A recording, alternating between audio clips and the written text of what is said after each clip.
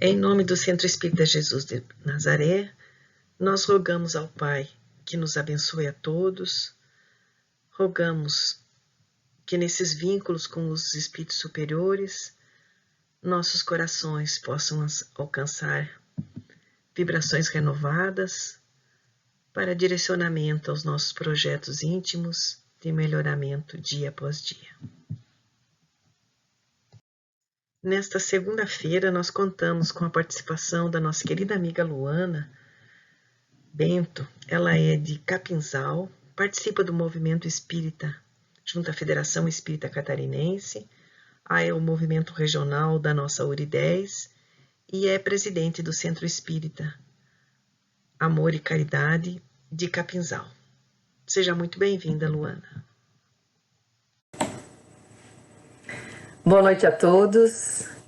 É uma alegria estarmos aqui falando um pouquinho daquilo que nós preparamos, que está no capítulo 10 do Evangelho segundo o Espiritismo, e vamos conversar com os irmãos do Centro Espírita Jesus de Nazaré, de Caçador, e tentarmos refletir, compreender um pouco sobre esse ensinamento tão importante que Jesus nos trouxe. Se nós abrirmos o Evangelho segundo o Espiritismo, no capítulo 10, logo no início, nós vamos ter uma passagem que está contida em Mateus, capítulo 5, versículo 7, que nos diz o seguinte: Bem-aventurados os que são misericordiosos, porque obterão misericórdia. Então, na nossa exposição de hoje, na nossa conversa de hoje, nós vamos compreender o que Jesus quis nos dizer com esse ensinamento, o que nós precisamos realmente compreender para colocar em prática no nosso dia a dia, nas nossas relações familiares, do trabalho, na sociedade, para melhorar a nossa conduta, a nossa maneira de enfrentar diversas situações. E iniciamos contando uma história que foi contada por Divaldo Pereira Franco no encontro fraterno realizado em setembro de 2010. Divaldo nos conta que dois meninos, amigos de muito tempo, vizinhos, crianças que gostavam muito de brincar juntos, se encontravam sempre. O vizinho que o chamava, o dono da casa, sempre que ganhava um brinquedo novo, que tinha alguma atividade nova, lembrava do amigo e o chamava para compartilhar tanto o brinquedo quanto alguma atividade que ele tivesse recebido para fazer. E o vizinho gostava muito de ir até a casa do amigo, de compartilhar com seus brinquedos, já que ele não tinha a oportunidade que o amigo tinha de receber quase que semanalmente algum brinquedo novo. Como de costume, durante a semana, o amiguinho recebeu então um trem. Ganhou um trem muito colorido, com apito, com rodas, que chamava muita atenção. E já de pronto, quando ele recebeu o brinquedo, abriu o pacote, ele então foi convidar o seu amigo, o seu vizinho, para brincar. Imediatamente ele veio e os dois passaram a deixar a sua imaginação fluir. Levavam passageiros, levavam cargas, paravam em cidades, de estação em estação. E a brincadeira foi fluindo por muito tempo. Até que um momento, o dono do trem disse ao amigo: olha, eu acho que eu deveria ficar com o trem mais tempo, já que esse brinquedo é novo, eu acabei de ganhar e você está ficando muito tempo com ele. E o vizinho diz: não, eu devo ficar com o trem mais tempo, eu fui convidado para brincar contigo, eu sou a visita. Então a boa educação diz que você deve deixar o trem comigo. Quando eu for embora, quando eu for para casa, eu não vou levar esse trem comigo e você vai poder brincar com ele mais. Mas o dono do trem, não satisfeito com a resposta, disse: não, esse trem é meu e eu vou ficar com ele mais tempo. E no empurra e empuxa do trem, acabou que o brinquedo foi parar na testa do dono do trem. E imediatamente o menino começou a chorar. E o pai, que estava ao lado na sala, veio então ver o que estava acontecendo. Viu que o seu filho estava com um corte na testa, o pegou no colo e falou palavras ásperas para o coleguinha, para o amigo. E disse que imediatamente iria levar o seu filho até o médico para ver, né, o que tinha realmente acontecido. O filho no colo, ainda com lágrimas nos olhos, olhou para o amigo e disse: não vá embora, me espere, que quando eu voltar, nós vamos continuar brincando. E nesse momento o pai então percebe que ele estava fazendo um estardalhaço por pouca coisa. Ele observa a testa do filho, limpa a ferida, vê que não é nada, que foi só de raspão, o coloca novamente no chão e os dois então se acertam e voltam a brincar como antes. Essa história, ela nos traz uma reflexão sobre que algumas vezes acontecem rusgas entre as crianças. Mas imediatamente, quando elas percebem isso, elas já acabam então se entendendo, esquecem rapidamente esse acontecido e voltam ao convívio da amizade. Já entre nós, adultos, isso já não é bem assim. Nós deveríamos aprender com as crianças, mas as nossas rusgas, muitas vezes elas duram mais tempo do que deveria. E ainda algumas vezes a gente não consegue se ajustar, a gente não consegue voltar à convivência de amizade. Esse capítulo do Evangelho, para quem quiser depois ler na íntegra, ele nos traz várias reflexões acerca dessas questões relacionadas ao perdão, à misericórdia em relação ao outro. E nos traz questionamentos que nós precisamos compartilhar. Será que vale a pena seguirmos com mágoa, com rancor, com ódio de pessoas ou de acontecimentos que não foram agradáveis nas nossas vidas? Será que seria melhor analisarmos esses acontecimentos antes de alimentarmos sentimentos ruins? De termos empatia, ou seja, nos colocarmos no lugar do outro e observarmos o que nós faríamos naquela situação? Será que nós agiríamos da mesma maneira? Será que nós agiríamos de maneira diferente? Então essas reflexões, esses questionamentos, eles devem fazer parte dos nossos pensamentos diários quando nós encontrarmos alguma dificuldade relacionada a questões que exigem de nós uma mudança de hábito, uma mudança da visão daquela situação. Se nós procurarmos no dicionário a palavra misericórdia, ela significa piedade, compaixão, perdão concedido unicamente por bondade. Então nós precisamos ter piedade, nós precisamos ter compaixão pelos erros, pelos equívocos daqueles que estão conosco, porque é necessário, como nos diz lá no início, termos misericórdia para com os outros, para que nós também possamos receber misericórdia. No capítulo 25 do livro que é intitulado Livro da Esperança, o título do capítulo é Donativo da Alma, que é uma psicografia de Chico Xavier, ditado pelo Espírito Emmanuel. Emmanuel nos traz a seguinte afirmação: reflete nas provações alheias e auxilia constantemente.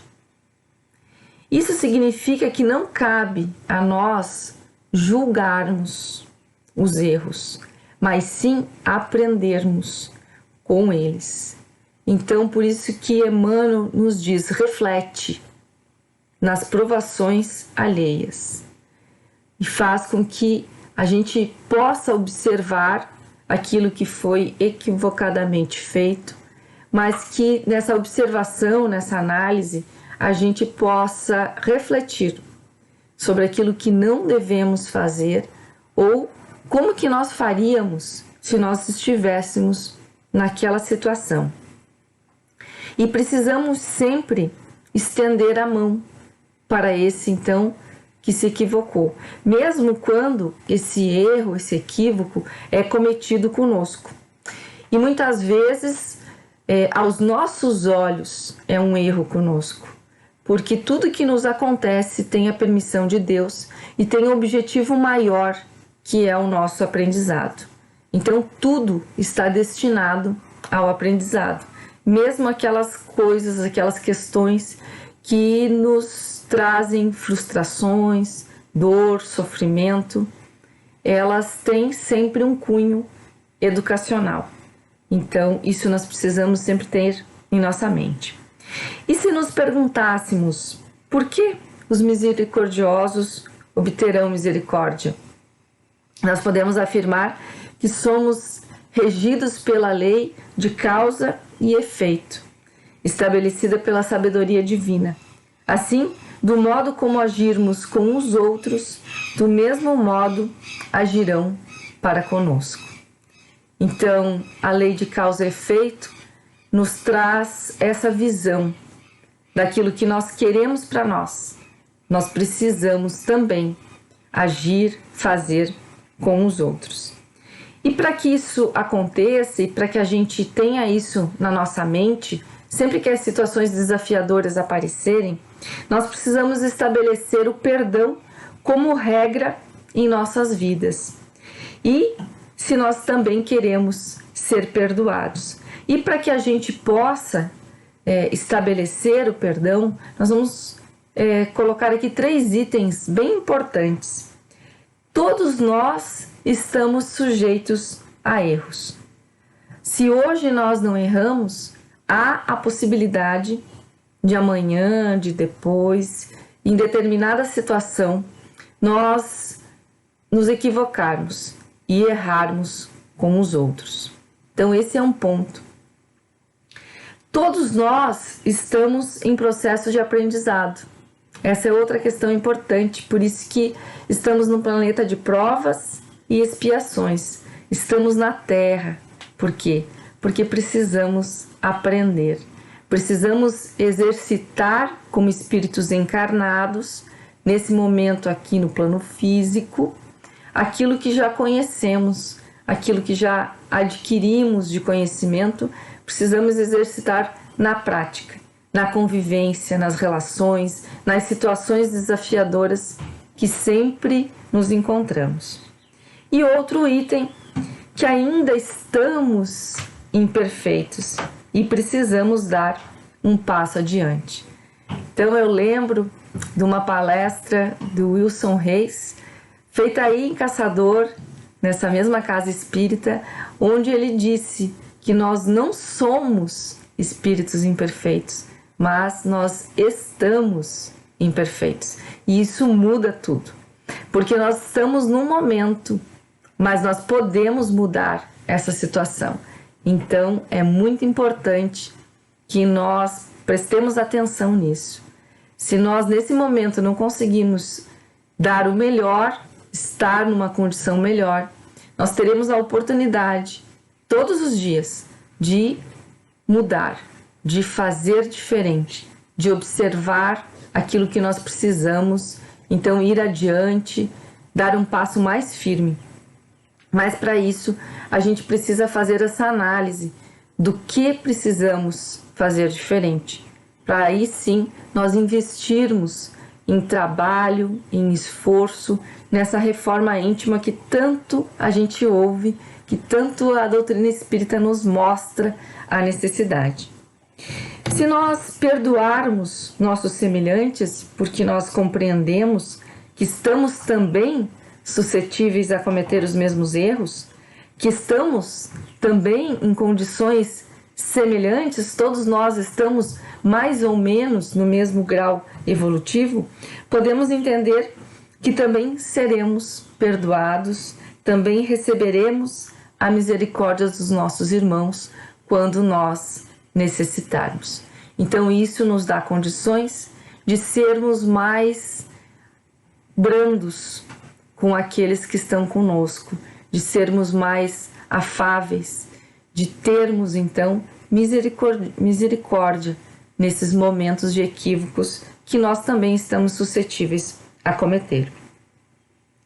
E uma atitude que a maioria de nós não aprendeu, né, na infância ou na adolescência, e nós chegamos na nossa vida adulta já com isso não aprendido, é de que quando as situações desafiadoras elas acontecem, e essas situações na maioria das vezes elas estão relacionadas com pessoas da nossa convivência, pessoas que fazem parte do nosso círculo ou de trabalho, ou de família, ou de amizade, de nós procurarmos no particular aquele que por algum motivo nos ofendeu e que a gente possa, nessa conversa fraterna, com o coração aberto, entender aquele acontecimento, poder dialogar, colocar o nosso entendimento sobre aquela questão e dali então buscar não deixar que essa relação que ela se acabe, que a gente possa sempre ter esse entendimento de quando as coisas acontecerem, que a gente possa buscar a conversa, o diálogo para esclarecer. E normalmente o que a gente faz? A gente sempre pergunta para um terceiro: por que será que fulano não está me cumprimentando? Ou o que será que aconteceu que o fulano está de cara feia? Mas a gente nunca chega até o fulano e pergunta: é comigo? Pode não ter nada a ver com a gente, porque a gente acha sempre que tem alguma coisa a ver conosco. Pode ser uma questão até que ele esteja precisando de auxílio. Então, nós precisamos criar esse hábito e nós precisamos ensinar os nossos filhos, as nossas crianças, os adolescentes que estão conosco, que são mais jovens, e até através do nosso exemplo, os adultos também, para que a gente faça isso. Para quando alguma situação embaraçosa, constrangedora ocorra, que a gente possa ir conversar diretamente com as pessoas que estão envolvidas nessa situação e não aqueles que muitas vezes nem sabem de nada, e a gente vai perguntar. No Evangelho tem uma outra frase que nos diz assim: a misericórdia é o complemento da brandura, porquanto aquele que não for misericordioso não poderá ser brando e pacífico. E é isso que Jesus quer de nós, que nós possamos ser brandos com os equívocos dos outros, que a gente possa ensinar, mas a gente possa ensinar com amor, com tranquilidade, sem julgamentos, sem cobranças, porque no dia de amanhã podemos ser nós aqueles que estamos cometendo algum erro. Se nós analisarmos tudo o que nós fizemos todos os dias, nós podemos afirmar que muitas coisas que nós estamos fazendo são contrárias às leis de Deus, mas que às vezes passa desapercebido. Então, a misericórdia divina é tão grande para nós que todos os dias nós temos a oportunidade de corrigir os nossos erros. Todos os dias, em cada amanhecer, nós vamos ter à nossa disposição situações para que a gente possa reparar, para que a gente possa acertar aquilo que nós erramos no dia anterior.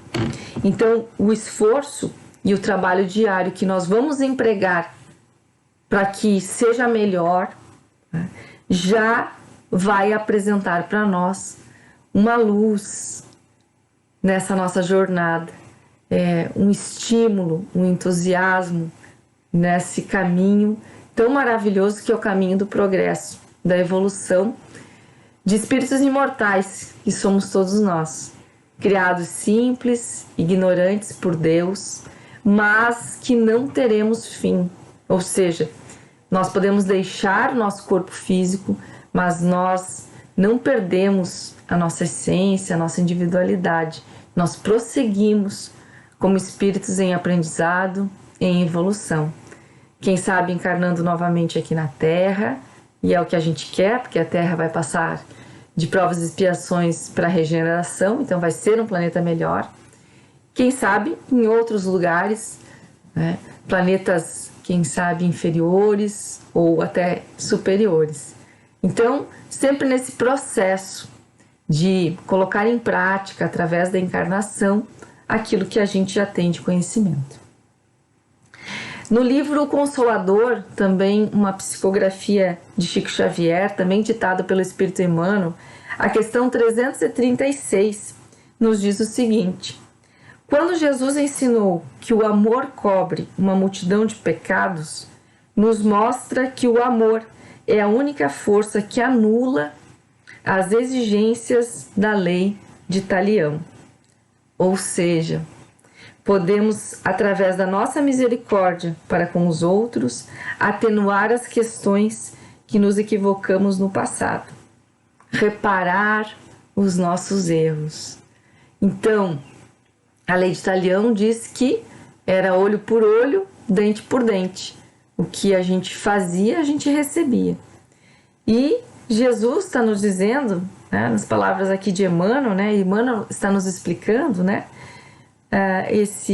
essa frase de Jesus, que o amor cobre uma multidão de pecados, que é o amor. Então, a única maneira, a única força que fará com que seja atenuado essa lei de Talião. Ou seja, nós podemos não pagar mais, né, pela mesma moeda, mas nós podemos pagar pelo amor, nós podemos reparar pelo amor. Então, quando a gente aprendeu que precisamos perdoar 70 vezes 7, isso significa que nós também podemos precisar desse perdão 70 vezes 7. Então, aquilo que nós queremos para nós temos que deixar bem claro que nós só obteremos se nós fizermos para os outros. Nesse mesmo livro, O Consolador, só que na questão 340, Emmanuel nos diz algo muito importante, que a gente precisa realmente compreender. Ele diz assim: para a convenção do mundo, o perdão significa renunciar à vingança, sem que o ofendido precise esquecer plenamente a falta do seu irmão. Então, isso, para a convenção do mundo, nós não precisaríamos esquecer a falta daquele que cometeu. E ele continua: entretanto, para o espírito evangelizado, perdão e esquecimento devem caminhar juntos. Perdão e esquecimento devem caminhar juntos, embora prevaleça para todos os instantes da existência a necessidade de oração e vigilância. E Emmanuel continua dizendo que, aliás, a própria lei de reencarnação nos ensina que só o esquecimento do passado pode preparar a alvorada da redenção.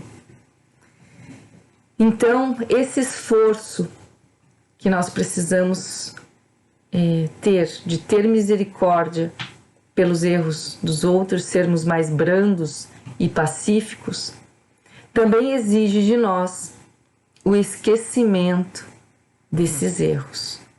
Então, como nos diz aqui, o perdão e o esquecimento devem caminhar juntos para um espírito evangelizado, que somos, que estamos em busca, todos nós, que trabalhamos essas questões, que estudamos o Espiritismo, que buscamos a compreensão do Evangelho.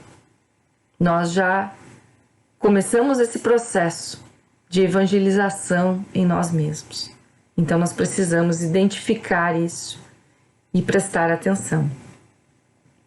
E para que a gente finalize a nossa conversa da noite, nós vamos contar aqui uma história, um conto, na verdade, que tem como título A Conduta Cristã, onde Jesus nos mostra a necessidade do perdão.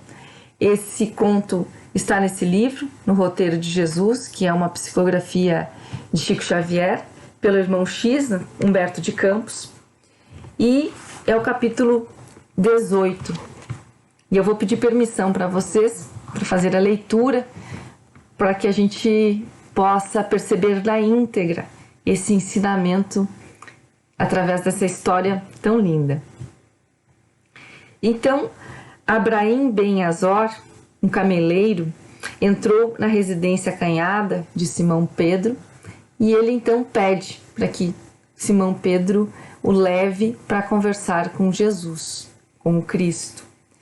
E Simão Pedro faz isso. Jesus está sentado naquela casa humilde, mas muito acolhedora, sempre pronto, sempre disponível para explicar então sobre a Boa Nova.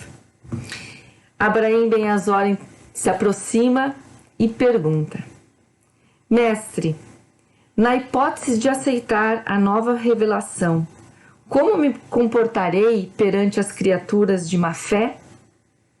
Jesus então responde: perdoarás e trabalharás, sempre, fazendo quanto possível para que se coloquem no nível de tua compreensão, desculpando-as e amparando-as infinitamente.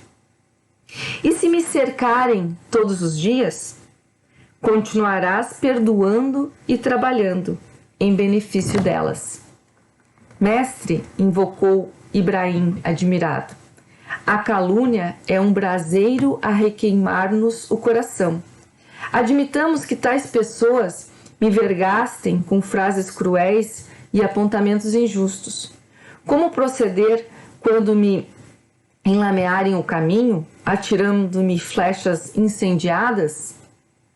Perdoarás e trabalharás, sem descanso, possibilitando a renovação do pensamento que a teu respeito faz.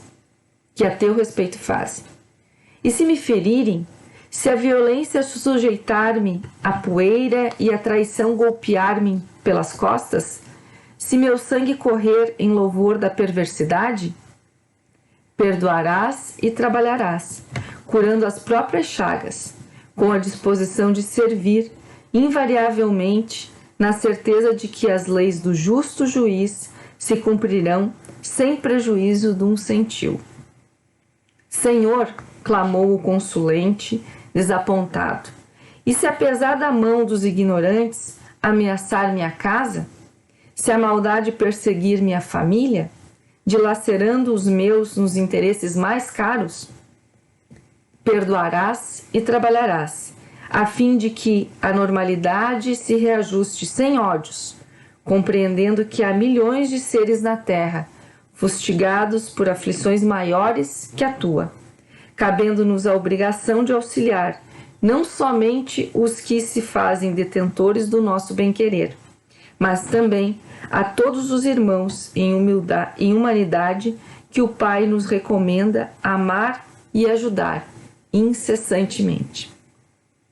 Ibrahim, assombrado, indagou de novo: Senhor, e se me prenderem por homicida e ladrão, sem que eu tenha culpa? Perdoarás e trabalharás, agindo sempre segundo as sugestões do bem, convencido de que o homem pode encarcerar o corpo, mas nunca algemará a ideia pura, nobre e livre. Mestre, prosseguiu o cameleiro intrigado, e se me prostrarem no leito? E se me crivarem de úlceras, impossibilitando-me qualquer ação? Como trabalhar de braços imobilizados quando nos resta apenas o direito de chorar? Perdoarás e trabalharás, com o sorriso da paciência fiel, cultivando a oração e o entendimento no espírito edificado, confiando na proteção do Pai Celestial, que envia socorro e alimento aos próprios vermes anônimos do mundo. Mestre, e se por fim me matarem? Se depois de todos os sacrifícios aparecer a morte por estrada inevitável? Demandarás o túmulo, perdoando e trabalhando, na ação gloriosa em benefício de todos, conservando a paz sublime da consciência. Entre estupefato e aflito, Ibrahim voltou a indagar depois de alguns instantes. Senhor, e se eu conseguir tolerar os ignorantes e os maus, ajudando-os e recebendo-lhes os insultos como benefícios, oferecendo a luz pela sombra, o bem pelo mal, se encarar com serenidade os golpes arremessados contra os meus, se receber feridas e sarcasmos sem reclamação, e se aceitar a própria morte, guardando sincera compaixão por meus algozes, que lugar destacado me caberá diante da grandeza divina? Que título honroso exibirei? Jesus, sem alterar-se, considerou: depois de todos os nossos deveres integralmente cumpridos, não passamos de meros servidores, à face do Pai, a quem pertence o universo, desde o grão de areia às estrelas distantes.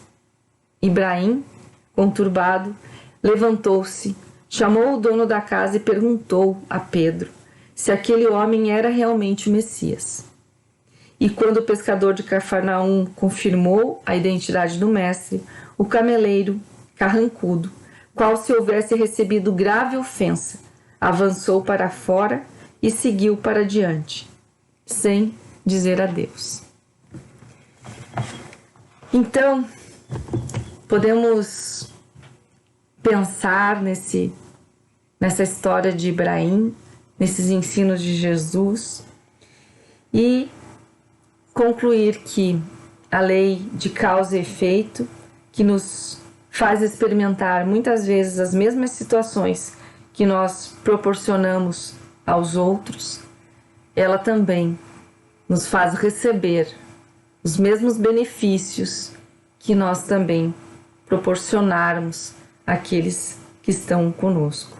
Então, para que possamos ser perdoados, precisamos agir sempre com misericórdia, com perdão, com brandura, que possamos sempre ensinar com amor e com tranquilidade. Muito obrigada pela paciência de todos, que possamos, com esses ensinamentos do Evangelho, tornar melhores as nossas relações, a nossa vida, o entendimento da verdadeira vida, que é a vida espiritual. Muito obrigada e uma boa noite a todos.